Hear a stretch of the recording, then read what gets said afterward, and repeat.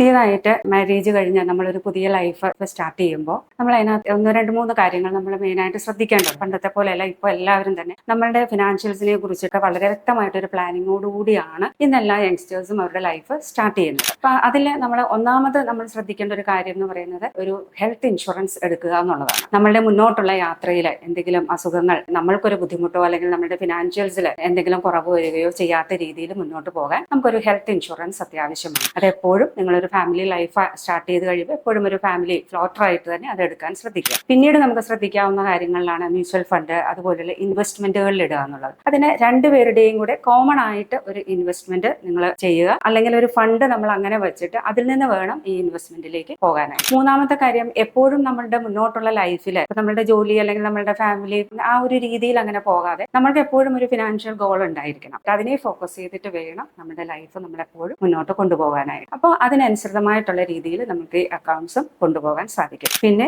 Personal ആയിട്ടുള്ള ആവശ്യങ്ങൾക്ക് separate ആയിട്ട് തന്നെ നമ്മൾ ഈ അക്കൗണ്ട്സ് കീപ്പ് ചെയ്യുക. ഇങ്ങനെ ബേസിക് ആയിട്ടുള്ള 1-2 കാര്യങ്ങൾ നമ്മൾ എപ്പോഴും ശ്രദ്ധിച്ച് സ്റ്റാർട്ട് ചെയ്യുകയാണ് എങ്കിൽ എല്ലാ ബിഗിനേഴ്സിനും തന്നെ നമ്മുടെ ഫാമിലി അല്ലെങ്കിൽ വളരെ ഹെൽത്തി ആയിട്ടും വളരെ ഫിനാൻഷ്യലി വളരെ നല്ല രീതിയിലും നമുക്ക് മുന്നോട്ട് കൊണ്ടുപോകാനായിട്ട് സാധിക്കും. ആരോഗ്യവും അതോടൊപ്പം തന്നെ സാമ്പത്തികവും ഒന്നിച്ചു പോകുമ്പോഴാണ് ഏതൊരു കുടുംബവും അതിൻ്റെതായ പൂർണ്ണതയിലേക്ക് എത്തുന്നത്.